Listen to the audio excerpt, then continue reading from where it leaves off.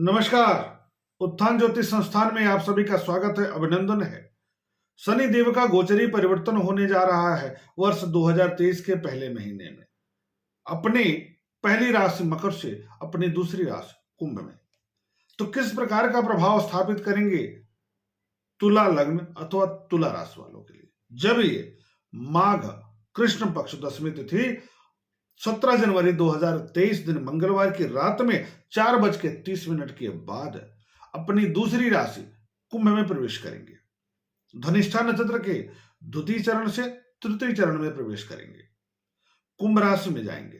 कहां से? अपनी ही पहली राशि मकर से। मकर राशि कर्म का कारक ग्रह है, कर्म का कारक राशि है। कैसा कर्म होगा, कितना कर्म होगा, इसका निर्धारण मकर राशि से होता है। मूल में है मकर राशि। अब यहां से द्वितीय भाव अपने जा रहे हैं, दूसरी राशि में जा रहे हैं, तो इसका मतलब है कर्म के फल के प्रदायक होकर कर्म फल प्रदायक राशि में जा रहे हैं।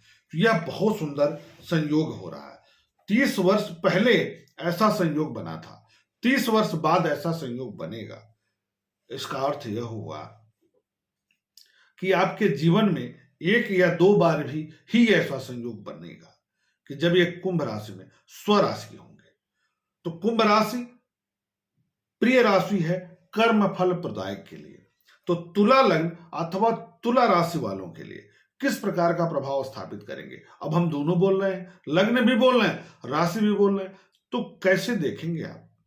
इसको जानने के लिए कार्यक्रम से बने रहिए। जैसे ही समय आएगा, समझ लगेगा कि अब आप आसानी से समझ सकते हैं, तो वैसे मैं बता दूंगा। जुड़े रहना है आपको इस कार्यक्रम से। तो तुला लग्न अथवा तुला राशि वालों के लिए इनका गोचरीय संतरण चतुर्थ भाव सुख के भाव से पंचम भाव बुद्धि के भाव पर होने जा रहा है, विवेक के भाव पर होने जा रहा है, संतान के भाव पर होने जा रहा है, डिग्री के भाव पर होने जा रहा है, अध्ययन अध्यापन के भाव पर होने जा रहा है, आपके समझ के भाव पर होने जा रहा है, आपके ज्ञान के भाव पर होने जा रहा है, आपके छठे इंद्रिय के भाव पर हो रहा है, आपकी समझदारी कितना समझदार हैं आप, इसका निर्धारण पंचम भाव से होता है।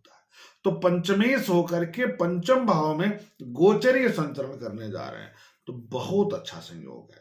अच्छा, तुला लग्न में ये राजयोग कारक होते हैं, क्योंकि केंद्र और त्रिकोण दोनों के स्वामी होते हैं, तो परम राजयोग कारक हो जाते हैं। तो परम राजयोग कारक ग्रह परम राजयोग कारक के भाव में जा रहे हैं। तो क्या कुछ करेंगे तुला लग्न अथवा तुला राशि वालों के लिए? तो यहाँ तुला बोलूंगा मैं, तो आप दोनों समझिएगा, राशि भी समझिएगा, लग्न भी समझिएगा। तो तुला में पंचम भाव में जाएंगे तो डिग्री यानी पढ़ाई के क्षेत्र से यदि आप जुड़े हैं तो आपके लिए समय बहुत अच्छा रहेगा।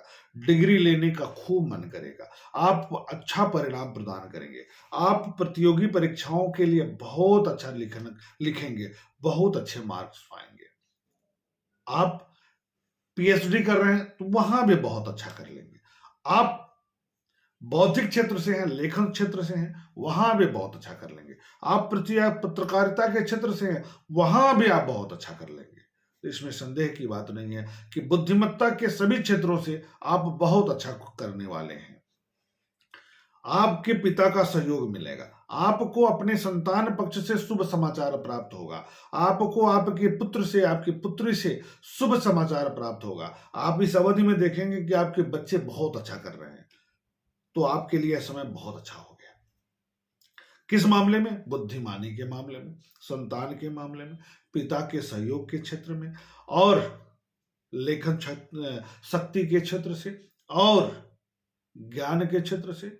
इस बीच में आप अपने ज्ञान का पूर्ण सदुपयोग कर पाने में सफल होते दिखाई देंगे, तो अच्छा हो गया। अब यहां से दृष्टि इनकी पड़ रही है सप्तम भाव पर, मेष राशि पर नीच दृष्टि है। तो शनि देव की नीच दृष्टि सप्तम भाव पर कहीं ना कहीं अवरोध उत्पन्न कर देगा। तो क्या करेगा? साझेदारी में अवरोध उत्पन्न करेगा, साझेदारी के कार्यों में मनमुटाव उत्पन्न करेगा, साझेदारी को लेकर के तनाव उत्पन्न होगा, साझेदारी के कार्यों में झल्लाहट आएगी, साझेदारी टूटने की स्थिति उत्पन्न हो जाएगी। तो संभलना है आपको, समझदार बनना है आपको इस अवधि में, अगले 30 महीने तक। और क्या करेंगे?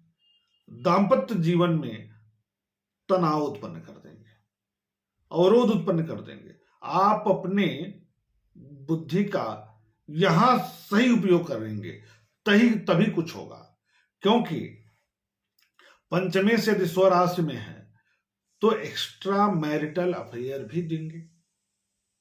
आप अपना बुद्धि वहां भी खर्च करेंगे तो दाम्पत्य खराब हो जाएगा, जीवन साथी के साथ संबंध आपके खराब हो जाएंगे, प्रेम संबंधों में टकराव की स्थिति उत्पन्न होगी।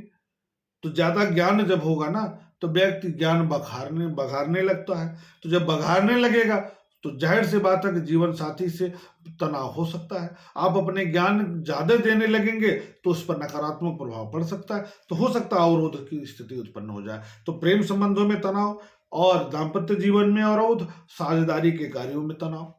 अब बात आती है दैनिक आय यानी जो वेतन की स्थिति, उसमें क्या परिवर्तन होगा। तो हो सकता है इस बीच में सरकार कुछ आपके लिए गड़बड़ कर दे या आपका खर्च बढ़ जाए। वे दैनिक आय जो है, दैनिक वेतन है, जो रोजमर्रा का जीवन है, उसमें जो दैनिक आय की स्थिति है वो कमजोर जरूर होगा, चाहे वो जिस रूप में हो। बचत कम होगा, इसमें दो राय नहीं है। तो उपाय करना होगा तो बताऊंगा मैं, कार्यक्रम से आप बने रहिए। अगली दृष्टि इनकी पड़ रही है लाभ के भाव पर, आय के भाव पर। तो आप अपने बुद्धि का उपयोग करके लाभ बहुत अच्छा कमाएंगे, चाहे वो शेयर बाजार का क्षेत्र हो, चाहे वह व्यापारिक विस्तार का क्षेत्र हो, चाहे वह राजनीति का क्षेत्र हो, चाहे वह पैतृक संपत्ति के सदुपयोग की बात हो, चाहे वह कहीं अचानक इन्वेस्ट करके धन कमाने की बात हो, चाहे वह वकालत का क्षेत्र हो, चाहे वह टीचिंग का फील्ड हो, चाहे वह एनजीओ के क्षेत्र का कार्य हो, चाहे आप प्राइवेट सेक्टर में हो, चाहे आप सरकारी क्षेत्र में हो, आप अपने बुद्धि का सकारात्मक प्रयोग करते हुए धनार्जन बहुत अच्छा करेंगे, लाभ आपको बहुत अच्छा होगा।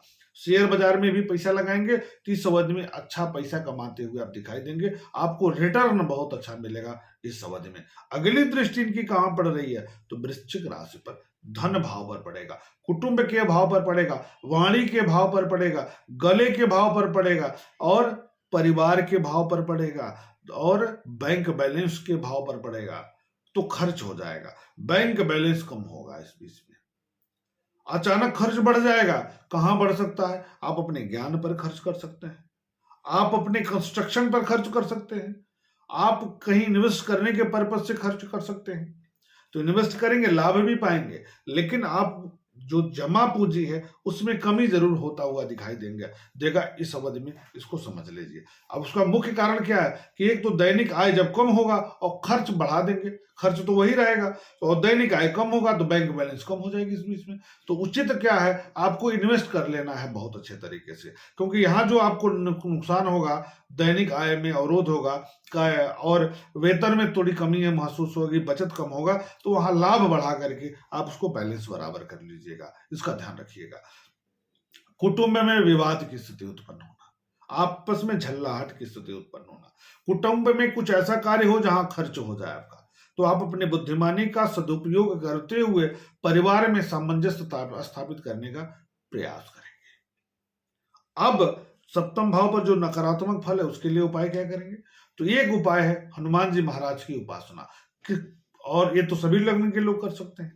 तो तुला लग्न में और तुला राशि के लिए क्या परिवर्तन है, तो तुला लग्न के अनुसार अब अगला उपाय करेंगे आप। अगला उपाय क्या करेंगे, आप मूल कुंडली के अनुसार नीलम धारण कर सकते हैं। यह कार्य आप अपने लग्न के अनुसार ही करेंगे, आप अपने राशि के अनुसार बिल्कुल नहीं करेंगे। ओपेल रत्न धारण कर सकते हैं, लग्न के अनुसार आप धारण करेंगे, राशि के अनुसार बिल्कुल नहीं धारण करेंगे। जब लग्न के अनुसार आप रत्न धारण करेंगे, लग्न के अनुसार आप उपाय करेंगे, तो फल किसके अनुसार समझेंगे, लग्न के अनुसार समझेंगे। लेकिन चंद्र राशि का फिर क्या होगा, तो चंद्र राशि के अनुसार भी शनि देव के गोचरी परिवर्तन का प्रभाव देखा जाता है, लेकिन दूसरे स्तर पर।